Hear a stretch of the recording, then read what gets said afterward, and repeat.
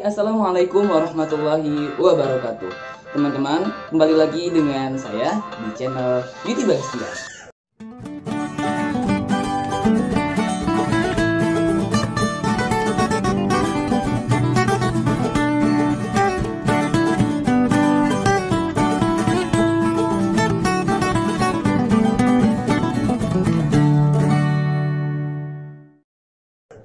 Hari ini saya mau sharing tentang tips melaksanakan seminar proposal.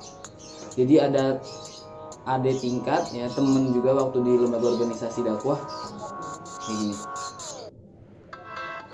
Oke, jadi ini dia ya, ini tips ala saya, tips ala Yudi yang harus kamu lakukan untuk persiapan seminar proposal supaya maksimal semuanya.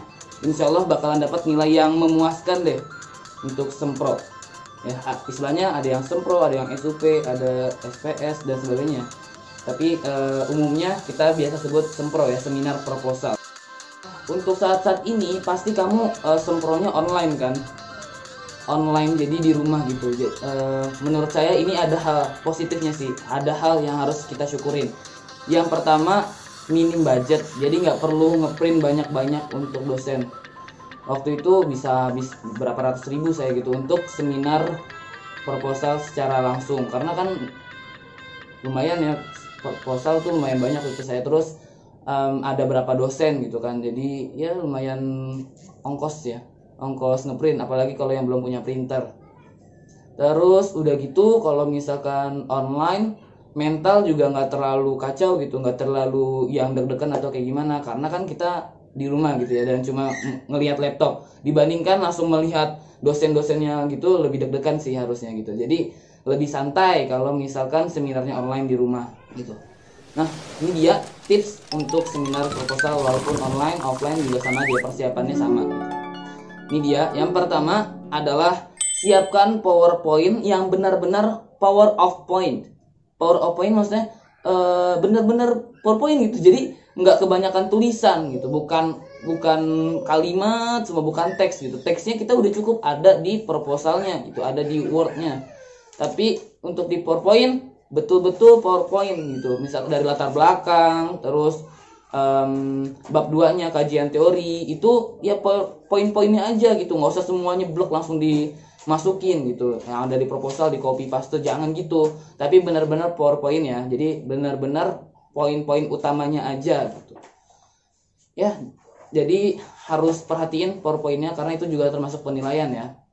Yang berikutnya adalah kuasai materi. Yang kedua ya, kuasai materi, betul-betul dikuasai. Jadi yang pada saat kita presentasi itu kan power of point gitu. Nah, kita bisa nyampein, bisa mengembangkan dari poin-poin utama itu ya. Kita bisa mengembangkan dengan bahasa kita sendiri sebaiknya gitu. Tapi kalau misalkan memang definisi menurut ahli ya dibacakan gitu. Dan yang ketiga adalah siapkan catatan gitu ya. Siapkan catatan-catatan kecil untuk kalimat pembuka, kalimat penutup, terus poin-poin yang harus kita sampaikan gitu ya. Itu perlu disiapkan catatan-catatannya. Terus yang keempat, hubungi dosen-dosen terkait, dosen penguji dan dosen pembimbing. Hubungi dosen-dosen itu. Paling tidak H-3 kita udah mulai menghubungi dengan kalimat yang semestinya gitu ya. Assalamualaikum Bapak Ibu, mohon maaf saya Yudi Bagastian, mahasiswa PGSD FIP UNJ angkatan 2016. Mohon maaf Ibu, saya ingin mengingatkan atau Bapak ingin mengingatkan, insya Allah saya akan seminar proposal pada hari, tanggal, jam, dan kebetulan insya Allah Bapak atau Ibu yang akan menjadi dosen penguji gitu. Atau kalau dosen pembimbing ya dosen pembimbing gitu ya. Nah, terus H-1-nya gitu, H-1-nya itu kita juga udah harus banget ngirim proposal dan PowerPoint-nya. Nah, sebelumnya tuh di H-3 itu ya, kita juga tanya dulu. Oh ya Bapak, Ibu, mohon maaf, apakah saya sudah boleh mengirimkan proposal dan PowerPoint-nya? Gitu. Karena ada dosen yang kalaupun kita kirim, nanti dia bakalan tanya lagi di H-1-nya gitu. Jadi, ya tanya aja gitu. Ada yang langsung nanya, mana PowerPoint-nya, mana proposalnya gitu, langsung kirimkan gitu. Oke, jadi disesuaikan dengan karakter dosennya gitu. Nah, terus siapkan jawaban-jawaban gitu. Siapkan jawaban-jawaban dari kemungkinan-kemungkinan pertanyaan yang akan dilontarkan oleh dosen. Yang akan biasanya nih pertanyaan-pertanyaannya adalah seputar latar belakang, kenapa kita pilih judul itu. Terus kenapa kita pilih jenis penelitian itu. Nah, kita harus paham betul ya, apakah cocok dengan kondisi saat ini, apakah sesuai dengan kebutuhan tadi ya. Terus relevannya ada nggak, relevansinya ada nggak. Jadi kita harus siapin juga penelitian-penelitian yang relevan. Jadi kalau misalkan ada yang matahin gitu, dosen ada yang matahin, ini nggak bisa nih, penelitian ini nggak bisa dilaksanakan untuk kelas ini atau dilaksanakan untuk ini gitu ya. Nah, kita kan udah punya buktinya, Pak, ini ada penelitian relevannya, kebetulan sama, cuma ada beberapa hal yang beda gitu, tapi itu menguatkan kita bahwa itu penelitian bisa dilaksanakan gitu ya. Terus kita harus kuat betul kenapa kita pakai jenis penelitian itu, keuntungan atau kelebihannya apa, dan kekurangannya bagaimana cara kita bisa mengcounter kekurangan dari jenis penelitian itu gitu ya. Jadi siapin pertanyaan-pertanyaan dan jawaban-jawaban yang jelas gitu ya, supaya kita bisa berargumen lah gitu ya. Tapi ketika dosen bertanya ataupun menyampaikan pesan gitu ya, kita jawabnya juga jangan asal gitu ya. Kalau misalkan dosen nanya, kita jawab dengan baik. Kalau misalkan dosen nggak nanya, cuma ngasih saran gitu, kita iya aja gitu. Maksudnya, baik Bapak, terima kasih, akan saya perbaiki gitu. Tapi kalau memang itu benar gitu ya, memang benar kita salah gitu ya, kita ya sadar, oh iya ya salah ya, harusnya nggak kayak gini nih gitu. Langsung aja, baik Bapak, terima kasih, insya Allah akan saya segera perbaiki gitu. Terima kasih masukannya. Tapi kalau misalkan kita yakin kita jawabannya kita benar nih gitu ya, kita mau menyampaikan argumen, kita sampaikan aja. Tapi jangan ngomong gini, tapi Pak gitu. Jangan kayak orang ngegas gitu. Kata tapi ya menurut sebagian dosen itu kayak kita ngelawan gitu loh. Jadi santai aja, kayak misalkan, baik Bapak, menurut kalau seperti ini bagaimana ya Pak gitu. Kalau seperti ini bagaimana ya Pak. Jadi kita membantah tapi kita berargumen, tapi enggak, kesannya tuh nggak kayak ngelawan gitu loh gitu. Baik Pak, terima kasih. Oh ya Pak, ingin bertanya kalau seperti ini bagaimana ya Pak? Karena menurut menurut ahli ini, menurut peneliti sebelumnya yang ini, menurut buku ini, menurut teori ini seperti ini Pak gitu.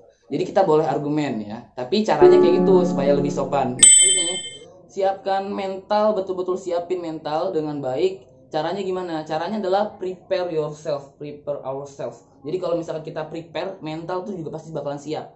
Terus ditambah lagi doa yang kenceng, doa yang kuat, minta restu orang tua, minta restu kakek nenek kalau masih ada, minta restu pokoknya saudara-saudara yang lain, terus minta doa teman-teman gitu. Boleh kita kayak share jargoman teman-teman dekat kita ya gitu, karena kita butuh aura-aura positif, kita butuh support positif juga dari teman-teman.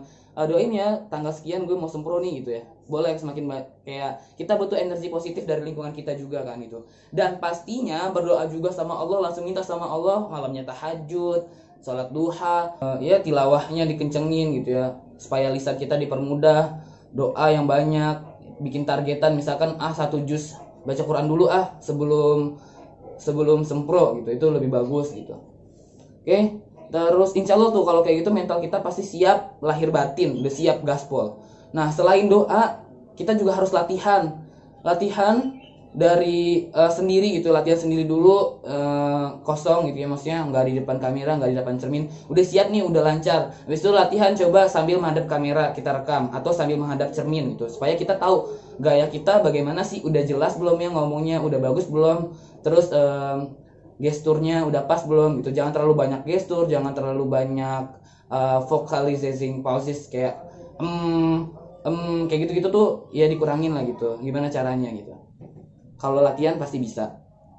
Oke, setelah latihan sendiri kosong, setelah latihan di depan cermin atau di depan kamera, setelah itu kita latihan di depan orang lain gitu. Misalkan di depan teman atau di depan orang tua, walaupun orang tua nggak ngerti tentang apa yang kita sampaikan, tapi orang tua bisa menilai kan gitu, bisa menilai bagaimana cara penyampaian kita. Nanti kita bakalan dapat masukan-masukan dari orang lain itu, baik orang tua, teman, ataupun siapapun ya, depan adik juga nggak apa-apa.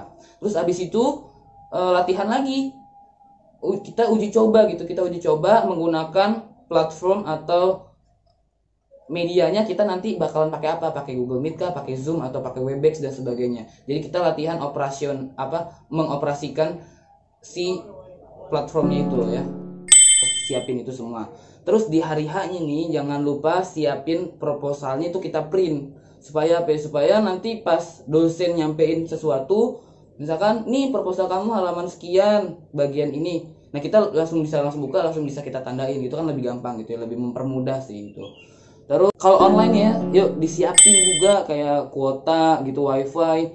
Jadi kalaupun misalkan pakai wifi, kuota juga harus ada sih kalau bisa. Takut sewaktu-waktu sinyalnya atau listriknya lagi mati atau gimana gitu, kita tetap bisa handle gitu ya.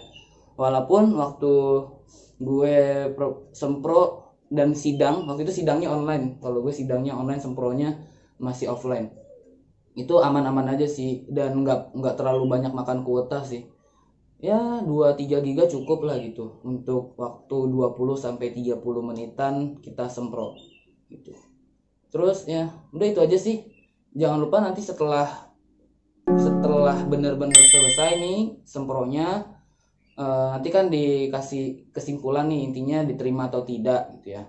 Kalau mudah-mudahan sih diterima ya gitu. Kalau misalkan udah selesai, pasti kan masih ada catatan masukan-masukan gitu ya, hal-hal yang harus diperbaiki gitu ya.